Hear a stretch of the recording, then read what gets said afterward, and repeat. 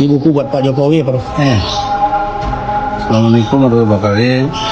Assalamualaikum warahmatullahi wabarakatuh. Ini saya tanda tangani untuk saudaraku seiman seislam, Bapak Joko Widodo. Insya Allah beliau itu CBM, cerdas, berani, militan. Subhanallah. Ketawa jadi bukan biji dikit saya. Video diadain, ini jauh-jauh dari Pangandaran, minta klarifikasi. Jadi namanya Ade Vampir. Jadi kalau ada yang mau klarifikasi datanglah ke sini, lihat video itu. Saya tulis buku buat Jokowi supaya dia cerdas, dia berani dan militan. Kan begitu. Karena ada yang nyebut dia bajingan tolol, dia lawannya kan mesti cerdas.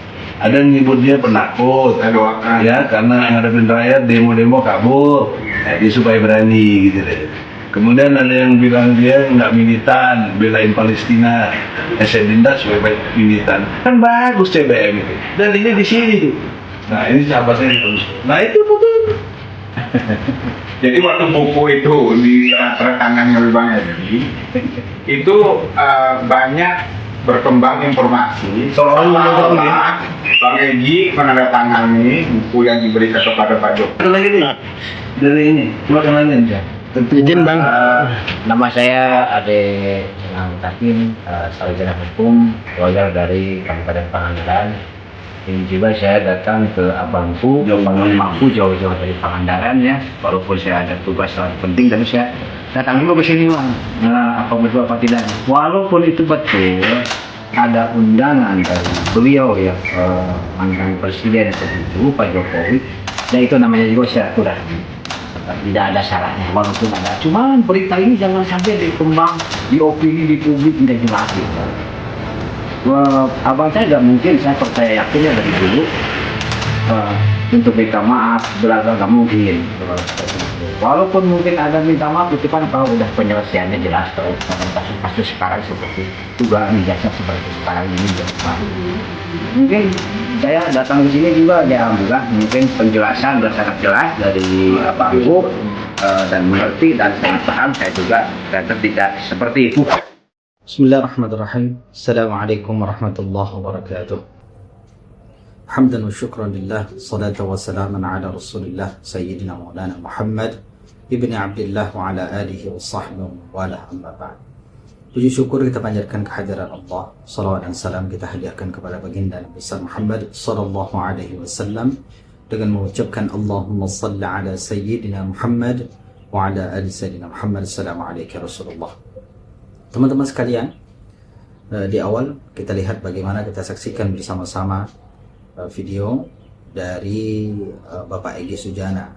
Kita ketahui beliau ini ya sebelumnya itu termasuk orang yang aktivis, ya orang yang kritis terhadap berbagai macam permasalahan yang ada di negeri ini, termasuk persoalan ijazah Bapak Presiden Jokowi. Ya, namun pada berita kali ini kita lihat bersama-sama bagaimana video pertama itu kita lihat bahwa Bapak Egy Sujana itu ya di video pertama ya itu kita lihat beliau ini memuji Bapak Presiden Jokowi. CBM, cerdas, apa tadi itu? Pokoknya CBM itu ya. Jadi tiga hal ini. Kemudian pada klarifikasi berikutnya, pada video berikutnya, beliau ini mengatakan bahwa nanti ada yang mengatakan dia tolol. Lalu saya doakan mudah-mudahan dia menjadi orang yang cerdas. Ya semacam itulah penjelasannya. Jadi dampak daripada penjelasan ini seperti mengeles. Ya, seperti mengeles. Beliau ini seperti berbalik arah yang awalnya menjadi penentang terhadap Bapak Jokowi yang sekarang ini seolah-olah dalam tanda kutip, seolah-olah beliau ini sekarang menjadi orang yang ikut masuk dalam kolam IQ 200 satu kolam yaitu masuk dalam lingkarannya Bapak Presiden Jokowi ya. Kalau memanglah seperti itu, sungguh sangat memalukan karena beliau ini termasuk orang yang gentol ya. Kita lihat perjuangannya bagaimana dalam menegakkan kebenaran, keadilan sebelum-sebelumnya. Ternyata sekarang malah jadi begini. kita jadi kecewa juga sebagai pendukung ya. Saya termasuk orang yang mendukung perjuangan daripada tim Roy Suryo CS ini ya. Di antaranya masuk di dalamnya Egy Sujana. Tapi kita lihat setelah ini sudah lanjut ke babak pengadilan, masuk ke dalam tahap ingin pengadilan ya, diadili lah, malah beliau ini dengan satu orang lagi ya, malah kok jadi membelot, seolah-olah seperti itu ya. Lalu bagaimana tanggapan dengan teman-temannya yang lain? Misalnya dari pengacara Roy Suryo, yaitu Bapak Ahmad Khosinuddin. Ini dia pernyataan dari beliau. Sama-sama kita saksikan. Bismillahirrahmanirrahim. Kami ingin menyampaikan pesan kepada seluruh rakyat Indonesia bahwa kami dari tim advokasi anti kriminalisasi akademisi dan aktivis selaku kuasa hukum Roy Suryo dan kawan-kawan menegaskan bahwa kami tidak ada kaitan, tidak ada kepentingan, dan juga tidak ada relevansi dan tanggung jawab berkaitan dengan pertemuan antara saudara Egy Sujana dengan Damai Hari Lubis dengan saudara Joko Widodo di kediaman Jokowi di Solo. Undangan Jokowi dan pertemuan itu tentu saja tidak lepas dari kasus ijazah palsu yang kami menilai ini adalah bagian dari strategi saudara Joko Widodo untuk memecah belah perjuangan dari tim kami, klien kami Roy Suryo dan kawan-kawan untuk bisa membongkar kasus ijazah palsu. Namun kami tegaskan bahwa terlepas apapun yang dibahas, bahkan kalaupun ada permintaan maaf atau permaafan sebagaimana diungkap oleh relawan Jokowi, termasuk apabila ada perdamaian antara Joko Widodo dengan Damai Hari Lubis dan juga Egy Sujana, kami tegaskan perdamaian antara keduanya tidak mengikat bagi kami, dan apapun yang mereka bahas, komitmen apapun yang mereka hasilkan, itu tidak akan pernah bisa menghentikan atau menghalangi atau mengkecilkan upaya dari klien kami Roy Suryo dan kawan-kawan untuk terus berjuang dalam rangka mengungkap kasus ijazah palsu ini sampai tuntas. Dan kami harapkan masyarakat tetap membersamai perjuangan kami, karena tentu saja kasus ijazah palsu ini tidak bisa diselesaikan dengan perdamaian, harus dengan satu pembuktian dan harus dalam konteks sampai ada putusan pengadilan yang berkekuatan hukum tetap, agar menjadi jelas bagi bangsa kita apakah benar kita pernah dipimpin 2 periode oleh seorang presiden dengan ijazah yang palsu. Demikian, Assalamualaikum warahmatullahi wabarakatuh. Ya, itu pernyataan tegas dari salah satu pengacara Roy Suryo, yaitu Bapak Ahmad Khosinuddin. Dia mengatakan bahwa kami tidak ikut campur dalam permasalahan itu. Terserah, bagi mereka yang ingin membelot silahkan. Kami tetap berjuang terus. Kami ingin memastikan bahwa ijazah yang digunakan oleh Bapak mantan Presiden Joko Widodo itu ketika dia mencalonkan diri sebagai Presiden 2 periode, benarkah itu asli atau selama ini kita ditipu? Ini kan semacam bentuk konsistensi dari seseorang yang ingin benar-benar menemukan jawaban yang benar, yang hak. Kita mendukung yang seperti ini. Apapun yang terjadi, ya, kalaupun saya mungkin berada di lingkungan itu, saya juga merasa takut. Kenapa? Ancamannya penjara dan segala macamnya. Tapi hebat, luar biasa Bapak Roy Suryo, Bapak Desmond, kemudian Dr. Tifa. Mereka terus, apapun yang aral melintang di hadapan mereka, mereka hadapi. Mereka tanpa takut untuk melawan itu semua. Lalu kita saksikan ini pernyataan daripada salah satu tersangka, yaitu Bapak Desmond Senipar. Apa tanggapan beliau ketika kabar mengejutkan bahwa Egy Sujana itu meminta maaf kepada Joko Widodo? Ya, ini jawaban daripada Bapak Desmond Senipar. Egy Sujana meminta maaf kepada Joko Widodo dan lainnya. Meskipun ketika saya tanyakan keberadaan atau kehadiran penyidik dan atasannya dari Polda Metro Jaya, Saudara Rahmat agak goyang dan menyangkal bahwa itu tidak ada. Kok jadi Pak Roy Suryo yang diancam-ancam? Sementara Pak Roy Suryo nggak ada di situ. Dan kami hanya mengetahui dari telepon dari Mikael Sinaga kepada Bang Egy Sujana. Dan saat itu saya ada di situ mendengarkan. Kalau memang tidak ada bantahan, malah mengancam kami, berarti you are on the different side of us. Berarti berbeda sudah posisi.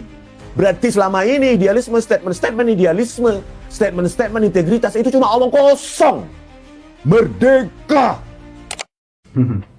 Ya, itu pernyataan tegas daripada Desmond Senipar.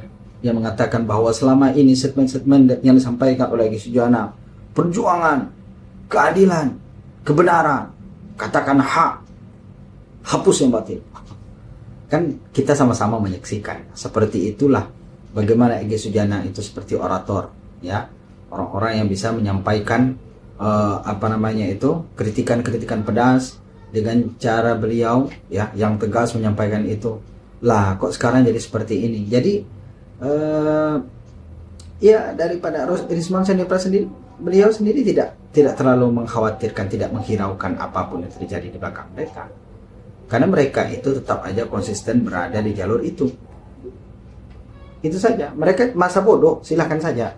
Siapapun itu, mereka ingin memblok, ya silahkan saja. Namun bagi Rizman Syahipra, mereka tetap berjuang sesuai dengan koridor yang mereka yakini dan mereka percaya, sampai ada titik jelas kebenaran daripada ijazah Bapak Presiden Jokowi.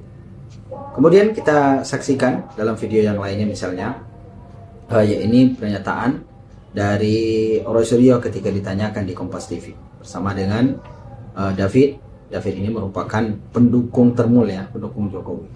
Ini dia videonya. Saya pernah bilang di pengadilan, jika Jokowi menunjukkan ijazah asli, case close, tutup kasus. Saya minta maaf maupun mau. Tapi kalau tidak, ya saya kejar terus. Sudah kurang lebih 4 tahun berjalan ini. Apakah pertemuan antara Egy Sujana, Damai Hari Lubis dan juga Joko Widodo ini mengartikan Egy Sujana dan Damai Hari Lubis memilih jalur damai dengan Joko Widodo? Lalu bagaimana proses hukumnya? Bagaimana juga dengan para tersangka lain? Apakah kubu Roy Suryo CS juga akan melakukan langkah yang sama, meminta maaf, menemui Presiden ke-7 RI Joko Widodo?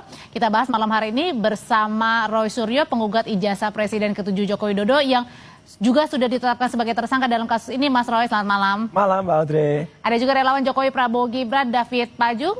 Bang David, selamat malam. Malam, Mbak Audrey. Malam, Mas David. Ya. Saya mau nanya ke Mas Roy. Jadi kemarin pertemuannya Bang Egy dan Bang Damai ini atas sepengetahuan Mas Roy nggak sih? Enggak, tapi ada sesuatu yang baru saya ceritakan dan saya kira ini harus dibuka semuanya. Apa itu? Jangan ada yang ditutup-tutupi, karena tadi siang Egy Sujana menelpon di dekat saya. Ya, salah seorang teman di dekat saya, dan kebetulan saya terima atau saya dengar omongannya dan itu direkam. Apa isinya? Nah, ada yang menarik ya. Satu, Grace Natali tadi kan bilang ada permintaan maaf itu mungkin bohong. Nggak ada sama sekali kata Egy permintaan maaf. Tidak ada. Satu. Oke, satu. Dan dalam pertemuan itu Jokowi hanya Oke, tapi sebelum ke sana Mas Roy sebenarnya menginisiasi pertemuan. Benar, Bang Egy? Saya nggak tahu itu, ya. Jadi kalau itu saya bilang iya, kalau enggak saya bilang enggak, ya. Tapi ada keterlibatan si Darmizal, ada keterlibatan John, ini juga menarik, karena dua orang itu adalah yang pernah akan menggulingkan Partai Demokrat. Jadi kan artinya memang ini akan jadi besar ini kasus ini gitu loh. Dua orang itu kan terlibat dalam kongres luar biasa palsu. Benar ya, ada orang besar Mas di belakang. Apa? Orang besarnya nggak tahu, tanya si Darmizal sama si Rahmat itulah. Oke, kita balik dulu ya sebelum sampai ke sana. Oke, kita balik dulu. Ya. Jadi ke sana tidak ada permintaan maaf. Tidak ada, kata Egy tadi. Dan itu tolong, kalau Egy jujur, minggu depan dia janji tadi memang. Minggu depan hari Jumat itu akan cerita semuanya. Ceritakan semua itu. Yang pertama. Yang kedua, kami kalau dalam tim kuasa hukum, advokasi dan akademisi, kita tertawa malah. Oh, cuman segitu tuh akhirnya kalian berdua itu. Gitu loh. Kita kan menertawakan aja mereka. Ini untuk menertawakan Bang Egy dan juga Bang Damai. Iya, ternyata cuma sampai segitunya. Itu bukan pejuang namanya, tapi pecundang. Ya. Bisa jadi mungkin jangan-jangan kalau gitu alasan ketemunya kenapa? Nah, makanya itu tanyakan ke Egy. Jadi saya kira untuk baiknya Egy harus menerima telepon dari redaksi. Jadi udah pecah dong nih kongsinya. Kenapa? Kongsinya udah pecah. Dari dulu memang kami nggak pernah saya tidak pernah bersama-sama dengan Egy dalam satu kuasa hukum, nggak ada. Okay. Egy juga tidak di bawah Pak Kosinudin, Egy juga tidak di bawah Abraham Samad, juga tidak di bawah Pak Petrus Celestino. Chemistry yang sama aja. Ya, yang ketiga yang paling penting, Egy harus jujur. Sebutkan juga siapa orang lain yang ada dalam pertemuan itu. Karena informasi A1 yang disampaikan oleh Egy Sujana, dari mulutnya Egy Sujana, itu ada 2 polisi aktif yang ikut dan polisi itu menangani perkara ini. Itu nggak boleh. Dari Pak Polda Prabowo, maksudnya? Iya, Pak Prabowo harus tertibkan anggota ini. Atau Kapolri harus tertibkan. Nggak boleh ada polisi aktif lagi nangani. Ikut apa tujuannya ada di situ? Itu pernyataan daripada Rasulullah tadi ya, bahwa beliau mengatakan kami tertawa, kami sesungguhnya tidak merasa kaget dan kami tidak merasa takut terhadap apa yang dilakukan oleh tidak kecewa dan tidak segala macamnya, kami malah tertawa. Oh segitu toh, berarti hanya sebatas itulah perjuangan daripada Bapak Egy Sujana dan Damai Hari Lubis ini ya. Maka ya mereka tahu mana itu pejuang, mana itu pecundang. Itu pernyataan daripada Bapak Rasulullah tadi. Dan yang menarik di sini adalah tersebar isu bahwa di sini Egy Sujana kan meminta maaf. Tapi ketika Rasulullah tadi mengatakan bahwa pernyataan daripada Egy Sujana itu tidak ada dia meminta maaf kepada Joko Widodo. Itu kata Rasulullah tadi ketika salah seorang itu menelpon Egy Sujana. Ya, sehingga di sini menegaskan bahwa apa yang dilakukan oleh Egy Sujana dan begitu juga dengan Damai Hari Lubis itu tidak merubah apa-apa dari posisi mereka. Yang pecundang-pecundang, yang berjuang tetap berjuang. Itu pernyataan daripada Rasulullah. Lalu kita melihat ini hanya keterangan yang disampaikan oleh misalnya orang-orang yang menjadi korban daripada pengungkapan kasus ijazah Jokowi, yaitu Gus Nur misalnya. Ketika kita ingin ikut atau masuk bergabung dalam timnya mereka, timnya Joko Widodo, ini pernyataan dia ya, katanya apapun bentuk kerahasiaan itu, ketika sudah masuk ke dalam tim mereka itu akan membongkar itu semua. Itu sebagai bentuk apa namanya itu, sebagai bentuk dari perangkap mereka agar kita ini sepertinya agar menyerah, itu ya. Nah ini pernyataan daripada keterangan daripada Gus Nur. Mari sama-sama kita saksikan. Nah, orang ini menjawab begini, oke Gus, nanti saya ganti rugi. Kerugiannya Gus Nur semua saya ganti. Berapa miliar saya ganti. Ayo saya ajak main-main ke rumahnya Pak Jokowi. Assalamualaikum warahmatullahi wabarakatuh. Akhirnya saya harus menanggapi fenomena ya, kehadiran Bang Egy Sujana dan Bang Damai Lubis yang sowan ke rumahnya mantan Presiden Jokowi. Jadi gini saudaraku, yang lain sudah berkomentar, yang lain sudah ngomong ya, sekarang giliran saya. Poin pertama yang jelas, kalau ibarat pertandingan, ibarat tinju kayak apa kayak ya, yang jelas dalam hal ini Bang Egy, Bang Damai Lubis kalah telak ya. Itu pendapat saya pertama. Beliau kalah telak oleh Jokowi 1-0, bahkan 10-0, bahkan mungkin 1000-0 ya, kalah telak, dan kekalahannya ini tercatat dalam sejarah. Itu poin pertama. Poin kedua, saya yakin Bang Egy itu maunya pertemuan itu dirahasiakan, tidak dipublis ya. Tapi kalau akhirnya bocor seperti ini, saya nggak kaget ya. Pasti yang bocorkan ini dari pihak projonya. Dulu saya pernah 7 tahun yang lalu kalau nggak salah ya, sama kameramen ini di Polres Semarang ya, di Polres Semarang saya dengan ormas ya, salah satu ormas disuruh membuat surat pernyataan permohonan maaf dan pernyataan, disuruh tanda tangan, dan saya nggak mau waktu itu, saya nggak mau tanda tangan. Ini apa ini? Urusan begini kok tanda tangan pernyataan minta maaf ini, saya nggak mau. Terus sudah silaturahim dimediasi oleh polisi-polisi, tanda tangan, salaman kan sudah, nggak perlu tanda tangan pernyataan macam-macam. Nah waktu itu petugasnya ngomong sama saya, anu Gus, ini hanya untuk formalitas saja lah, untuk arsip kami, bla bla bla bla bla. Insya Allah ini nggak bocor kok Gus, dan ini kan nggak ada yang dirugikan. Ya oke lah kalau gitu, tanda tangan saya ormasnya tanda tangan di situ di Polres Semarang waktu Polda Semarang apa Polres Semarang saya lupa. Ternyata pulang dari situ menuju ke hotel, belum sampai hotel, tanda tangan surat saya meminta maaf itu sudah beredar di medsos. Nah, jadi pengkhianat semua. Jadi mungkin Bang Egy ini ngalami juga ini, ternyata dibocorkan juga video-video yang bukan untuk konsumsi publik. Oke, itu yang kedua. Ya, itu tadi ya.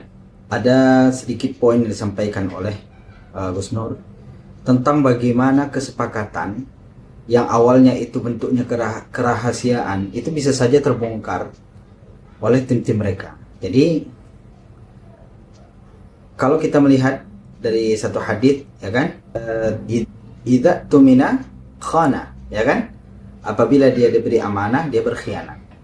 Nah, apa amanahnya? Amanahnya salah satunya yaitu ketika dia dipercayai untuk tidak menyebarkan seluruh berita yang kira-kira itu bukan konsumsi publik, ya, dalam bentuk kerahasiaan, tapi dia sebarkan itu, artinya dia sudah melanggar kesepakatan awal yang dia diamanahi untuk tidak menyebarkan, malah dia berkhianat sehingga dia menyebarkan. Itu tanda-tanda apa coba? Sama-sama kita ketahui itu adalah tanda-tanda orang-orang munafik. Kalaulah memang seperti itu, berarti ini kan bahaya tim.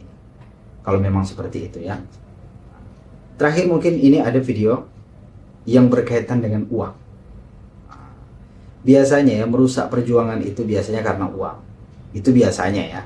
Biasanya pengkhianatan itu terjadi biasanya karena kedudukan, jabatan, dan karena uang. Itu biasanya bisa goyah itu. Nah, ini ada keterangan daripada Ahmad Khozinuddin. Bagaimana orang-orang yang mereka lawan ini sering sekali ingin melakukan perdamaian yang mengatasnamakan uang dengan bumbu-bumbu uang. Ini mari kita saksikan bersama-sama. 100 miliar. Ada informasi yang ke saya juga melalui orang besar yang menawarkan susu belah. Intinya kalau ini selesai sudahlah. Saya bilang begini, kecil sekali kita. Dan kita tidak sedang berkhianat pada diri kita, berkhianat kepada rakyat, tapi kita berarti berkhianat kepada Allah Subhanahu wa taala. Bangsa juga lah ya.